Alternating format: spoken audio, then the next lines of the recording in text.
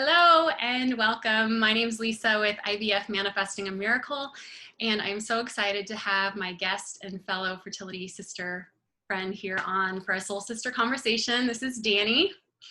Hey, Dani. Hi.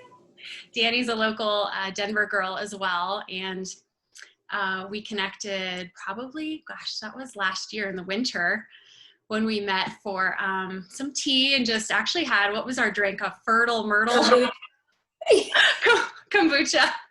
So it was just awesome to connect with, you take Instagram friends and meet in person. And so I just am so grateful to know you, and thank you for being open to doing this conversation with me. You are a digital creator. You are all about fashion and beauty and hair. You always have the best hair, seriously. You like to share your fertility story and support others. You blog. Gosh, you do it all. You're an influencer and also a social worker at a local hospital here. So applaud you for what you're doing in healthcare. How are you doing? I'm good, I guess. I feel like I'm constantly tired. There's a lot going on and I'm doing a lot and trying to maintain some sense of balance and wellness. And so it's tiring. Yeah. But I'm doing all right. Do you have a stylish mask that you wear at work, or you got the... Oh, no. We have to wear the basic surgical masks. Oh. If you have your own mask, they ask that you wear it under the surgical mask that they give you every day, because they give us a sterile one every day. Okay. Oh, every day they give you one. Okay.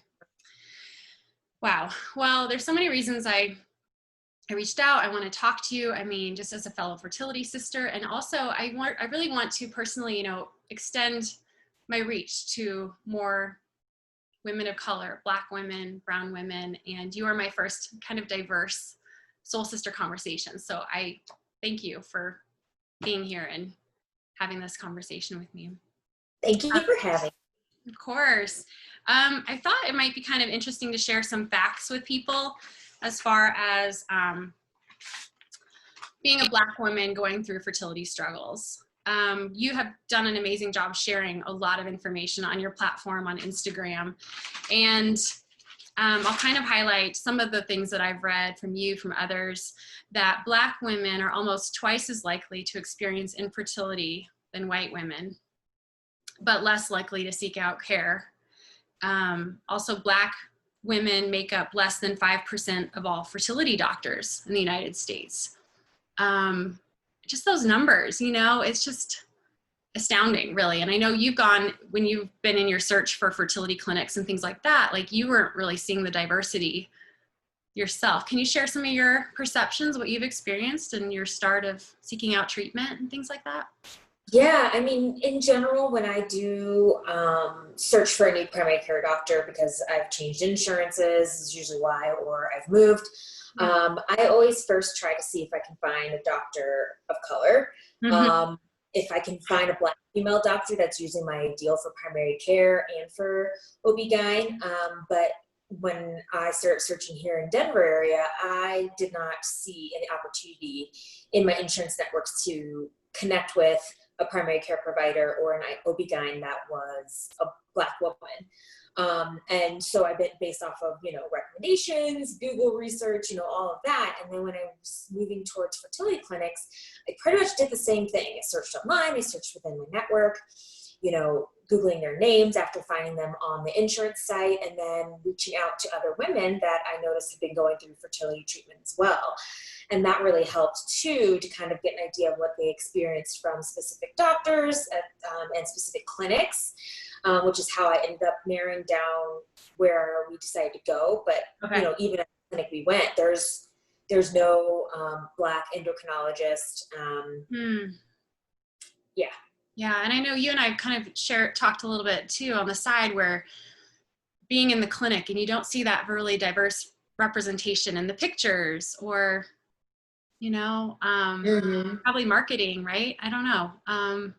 Yeah, because in the clinic waiting area, they have those screens and they're showing this kind of pictures of success stories and of staff members, and then they have, posters of like yearly picnics they do for the families that have gone through treatment and had their children, kind of bringing them back, and no diversity. Yeah, there's so much, and you have a lot of valuable insights. Like, where do you feel like fertility clinics are missing the mark? I know you've shared like the emotional support really is not there. Yeah, and I think that's the biggest dissatisfactory experience I had, was not having an emotional support at the clinic.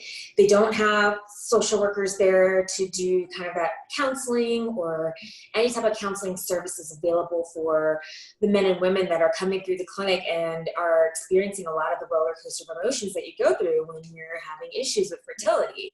It just kind of makes sense to me that if you are having any type of challenges that deal with your body or your mind, that you would be offered the support to kind of guide you through the process and to kind of just be there to hear you out when you're having those struggles and will keep encouraging you. The amount of encouragement you get is pretty limited to, okay, let's try again. All right, it's okay. Sometimes it doesn't happen. It doesn't work the first time. Sometimes it doesn't work the second time, right? Just kind of like very basic. Just brush it under, like, yeah. And let's move on. Let's be resilient. But it's like, how do we get to that point where we're resilient? Because really, I have a lot of hormones running through me. I'm on schedules. I'm balancing, some people already have families in the home that they're balancing while they're experiencing fertility treatment. You've got work, just everyday responsibilities and stressors that kind of make it even more challenging to feel balanced when you're dealing with fertility struggles.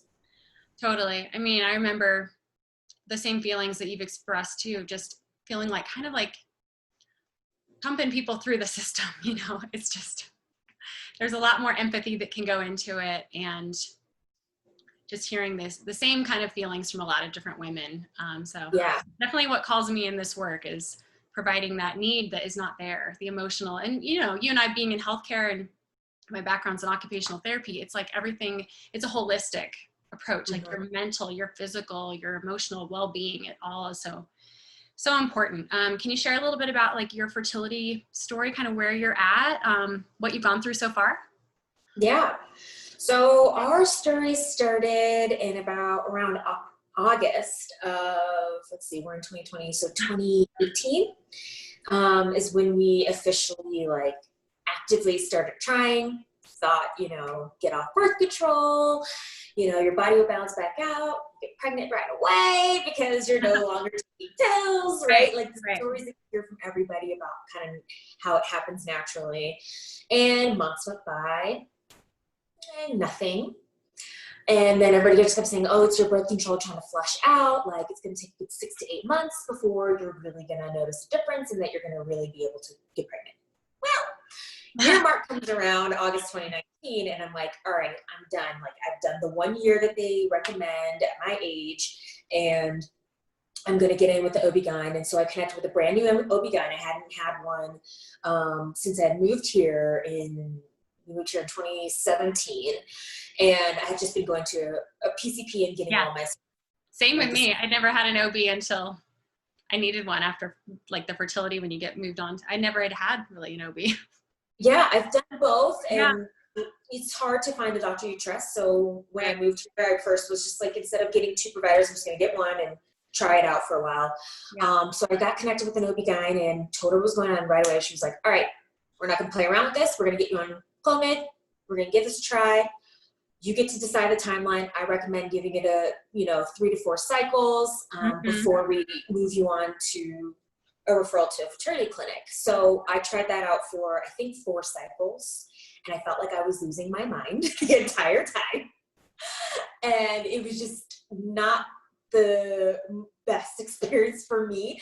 I was really eager to give it a try, and I gave it a really honest try. I took my medicine at a time. We did the whole scheduling of intercourse, everything. Yeah. Monitoring my periods. I had a fertility tracker that I was using all the way from the beginning just to kind of see if I could track my fertility. Right. I tried, the sticks for ovulation sticks, all the pregnancy tests, everything.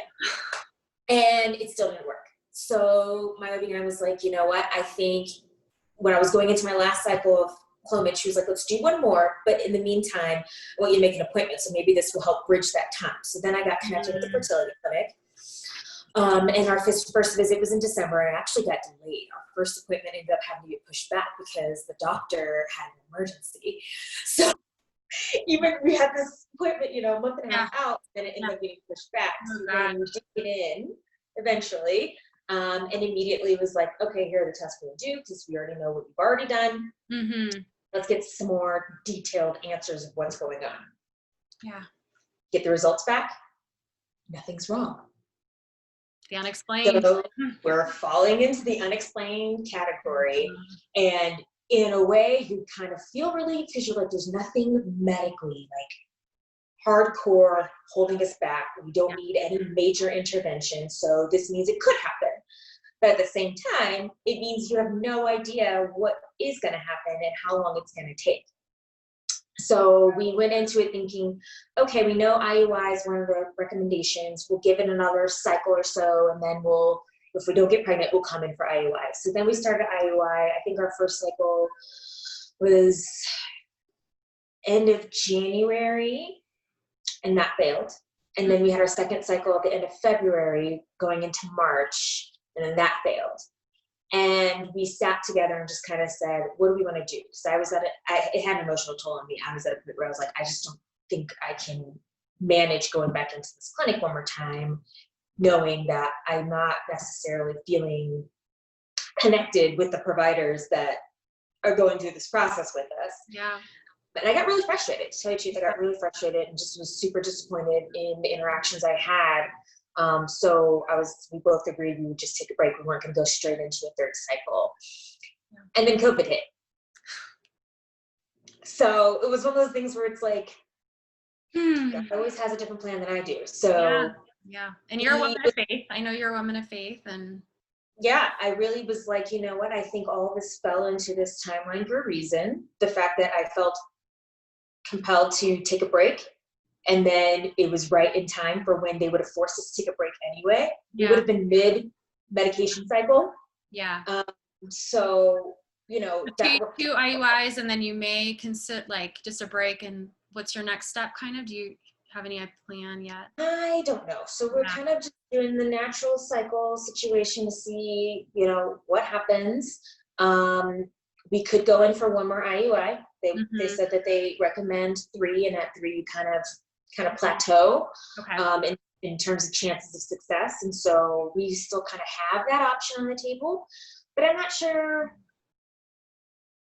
how quickly we want to jump on. Yeah, no, I respect that. And then if you wait for a little bit longer, you could get coverage through Colorado in 2022, which kind of stinks that it's so far out, but gives hope, right? That's going to be an option. Yeah, it definitely makes it much more of an attainable opportunity for a lot of people. In our situation, neither one of our insurances have that benefit. Yeah. So, if we wanted to do IVF, that would be something we'd have to completely come out of pocket for, and we're just not in a situation to do that right now. No, and can you share just what have been some of the hardest parts for you going through this so far? Has it been more the emotions, the roller coaster, frustrations, feeling? Yeah, I would say the emotional roller coaster. I would say the weight gain that I didn't anticipate, because I have been the same weight since like high school. It was kind of crazy. So yeah, the emotional roller coaster, the weight gain, and then the feeling of not being understood in this process.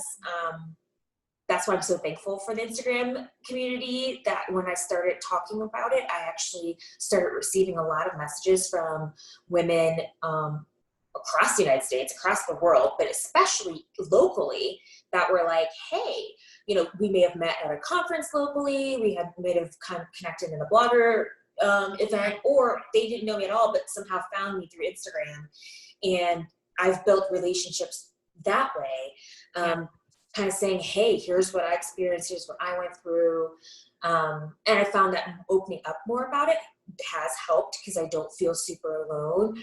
But the cycle of disappointment is super hard to go through every month, and kind of regaining your hope, right? Saying, okay, didn't happen this time. I'm gonna be okay. Let's work through this again. Stay hopeful, stay optimistic, and then the disappointment hits again. Do you think the feeling of not being understood has to do with being Black, or no? Does that have anything to do with it?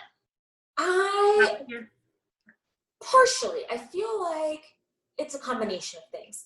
I think the stereotype that Black women don't have issues getting pregnant and having multiple babies kind of makes it so that people don't necessarily believe you right away, because they automatically go to their personal story, right? And their automatic thing is, oh, well, you're not trying, it'll happen. Go on vacation, you'll get pregnant. Get drunk and have a hot night with your husband and it'll work out. A lot of minority women are just like, yeah, I wasn't trying, it happened. And you hear all the stories. And it's very hard to recognize that, like, no, this is real. Like, this is not something I can just like choose tonight and it's going to work for me. Right. Well, I appreciate on your platform, you are very open and expressive and have helped me to take a hard look at myself and like where I can do better, be better, speak out, for more racial equality, social justice. And you did a post recently, which it stood out to me. And you said, like, if people say like, I don't see color, then you don't see me. And it was like, you're a Black woman and like, I see you, right? And that just validating that and seeing that. Can you speak to that a little bit? I just appreciate you helping us who are white skinned and just acknowledge, like, you're a Black woman and unapologetically. And I don't know, do you have any comments kind of about that? You did a great post on that. Yeah, I mean, I think it's one of those things that people casually said so often, to a point where they truly believed that was the right way to live, is to say, I don't see color and therefore I'm not a racist. I love diversity, I embrace diversity, without having to stop and think about the fact that that's not 100% true. Right. And that saying that you don't see color means that you literally see nothing. You don't see the person for everything they are. You're choosing to see what you want to see about that person. Totally. And then deciding if you accept them because of those things, when really this is something I can't hide. My skin color cannot change, and I was born this way. So in reality, recognizing automatically that me being born as a Black woman, a Black girl, has its own ramifications in life and its own effect on how other people treat me. And to say that you don't see that is to ignore what is actually going on and to choose not to recognize or do anything about it. And that was the big point, is just like, you can't say that you are an ally for change and an ally for Black communities and lives if you don't actually see what the problem is, and you can't see the problem, you can't recognize it, and you can't stop and slow down and really dig deep to see where these issues occur every single day. Yeah, and I mean, you've shared so openly in your posts through Instagram, like I'm reading some of your comments right now, like, which just astounds me that you've had to face this at work. And the examples, like, your eyebrows are too expressive. You need to practice your facial expressions in the mirror. Your team is complaining you look too busy on the computer during your workday. People think you're mad at them because of the way you look and you're being too quiet. I mean, I'm just like, the way you cross your arms, you don't smile enough. It's like, you've probably just like tearing up. You've experienced probably this more often than you want to admit. I mean, you gave us an idea, like just reading that post, like, I'm just like, oh my gosh. And just, you've helped me stop and acknowledge like things that I don't even think about that you've had to endure. Well, and it's wild because you hear it enough that you start to really think that you're the problem. And then you start constantly second guessing everything you do and every way that you act, the way you know to be, the way you talk, present yourself. And it really does make you feel very insecure and very just kind of depressed, really. I was super depressed in that situation because I was being told these things almost daily. And it was hard to understand what I was supposed to do to try to, you've tried to find a balance of like, these are the expectations and I want to meet your expectations, but at the cost of what? Of myself.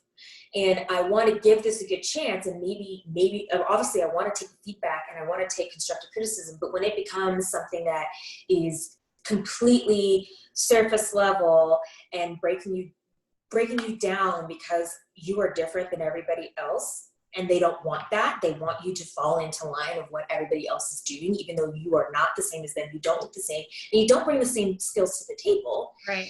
Instead of allowing you to be a value add, they want you to just mold into something that has already been so dysfunctional, and they just want you to plop in and be seen and not heard. And even seen is a problem because your eyebrows and you're not smiling, right? And it was just like nothing I did could change or make them think that I was doing better.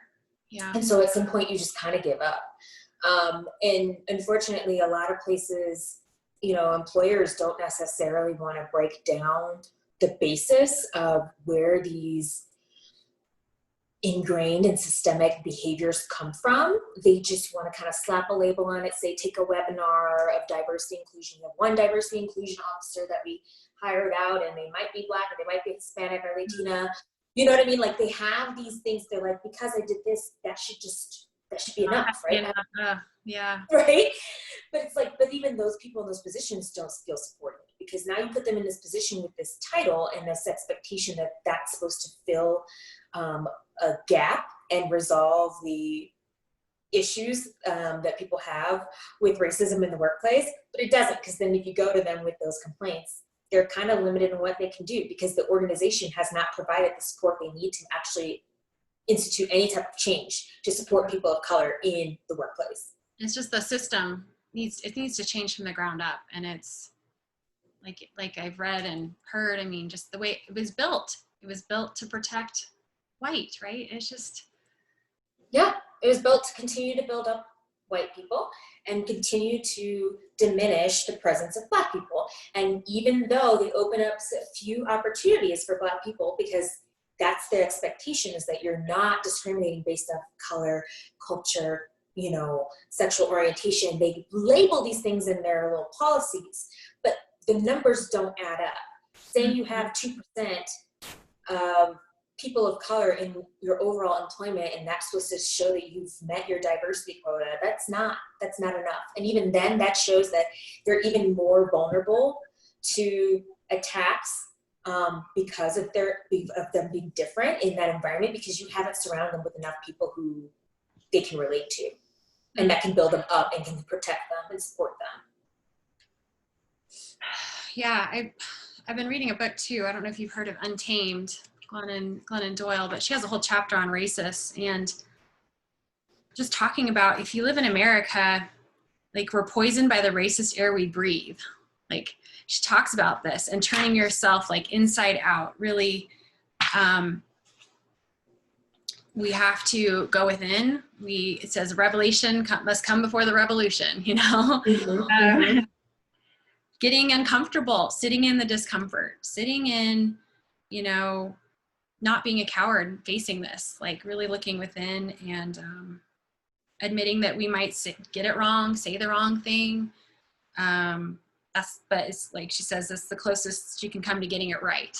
Like, yeah. Have you seen, just in this movement, Black Lives Matter, and I mean, now more than ever, I mean, it just has a whole new meaning to me since George Floyd's death and what we have all witnessed firsthand. I just feel this shift and change. And what has your experience been? I mean, as a Black woman, like, do you see hope, like with what is happening, conversations that are occurring, like people stepping out, using their voice, educating, learning, listening, looking at themselves, like, and not just acknowledging white privilege, but taking more action, that's where change needs to happen. What have been some of your thoughts? I do see that more people are now becoming aware and are taking that awareness to the next level of continuing to learn and to educate and to spread awareness and to advocate and actually take action. This is the first time in my entire I've been on this earth 34 years, that I've seen a movement this intense and this massive that has pulled a lot more people into a space of learning and willingness to step up and do something. Yeah. My concern is that things continue, you know, kind of level off, and people keep using this word of, I'm going back to my normal. Well, first of all, your normal was part of the problem. Yeah. That's why we're talking about this now, right? So you should There's two viruses going on, don't you think? Coronavirus and then racism. I'm like, coronavirus changed your normal first. Yeah, that changed our normal. I don't want to go back to, I mean, there's some of the normal things with coronavirus, but I mean, things needed to change. Like, there is a whole awakening in the world. This needed to happen. I mean, a lot of the things we were doing every day just were not contributing to health and wellness, let's be real.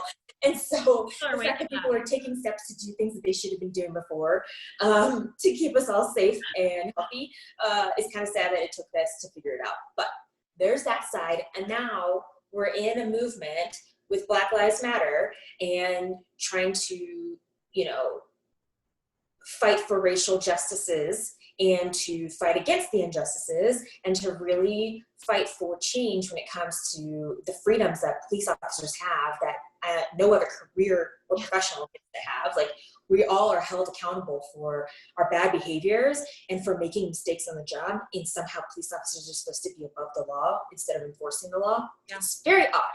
So you've got all these things going on, and you want to say, I'm going back to my normal, my everyday normal. No, that was part of the problem. What you need to be doing now is saying, my new normal includes having these conversations, continuing to fight for change, taking action, making the phone calls, doing, you know, there's text messages now, there's numbers, you just text what you want to say to advocate. There's, you know, there's the rallies, there's going to be lobbying. I mean, there's all these things that you could actually be doing. And really, if you want to keep it really basic and you're not the type of person that's going to get out there and do those types of things, you need to be having the conversations at home. You need to be having conversations with your circles, because ultimately the people you're around are probably reinforcing the behaviors that have become the problem in the first place. They're telling you it's okay that you've been acting that way because they act that way too. Those people are part of the problem as well.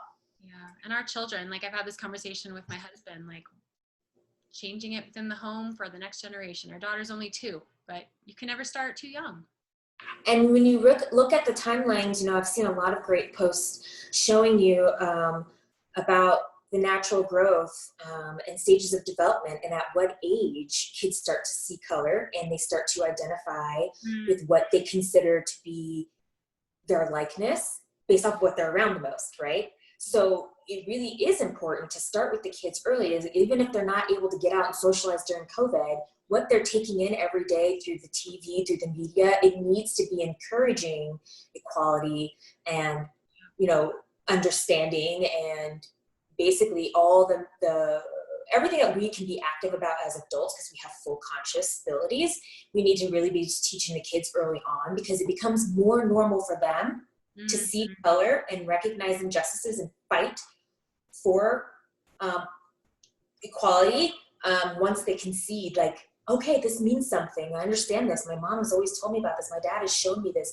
I've always been around people of beautiful colors and all different backgrounds and different sexual orientations. And to me, that's a beautiful thing. Yeah. And that's what makes America amazing, not constantly being around people who only reinforce the beliefs you have. And I love, like, how you were raised, right? Your family very inclusive and educating, and you're in an interracial marriage. And I think is it your sister? Yeah. So it's awesome. I mean, how is your husband doing with any? He's doing pretty well. You know, he fights those battles as much as he can. He stands up for what he believes. We talk about these things constantly every day. He's reading me the updates. You know, we openly have these conversations and we're on the same page, which really helps. You guys have a great relationship. I love. We do. It really is amazing that he's always going to Costco. What's he buying at Costco these days? Anything new? We do for Costco this You gave me so many great ideas. Oh, he likes this. Oh, you got to buy that one. Oh. He can spot a deal. I mean, he has gotten really, really good at it. He finds stuff that I don't even find, and I'm a deal finder. So. Oh my gosh. Well, tell him I needed some advice on what way to steal it. He's really good at it. That's hilarious. And any suggestions as far as resources? Like I follow a doctor, Dr. Laura Shaheen is her last name. I always want to say it Shaheen. Amazing. She's shared a lot of resources to help us better understand those going through infertility or have, in the fertility community who are Black or women of color, the broken brown egg by Rachel Townsend. She's great. Fertility for Colored Girls, I'm learning about. It's in Chicago. Sisters in Loss. It's a book. Eggs Over Easy. I love the name. It's a documentary that's going to be coming out, I believe, this summer. Any like other resources or? It's funny because those are the ones I'm utilizing too. There's a fertility doctor, Dr. Tamika Zor, who I also learned about, who's a Black physician, fertility doctor, following her, and her IG handle is Tamika Zor MD.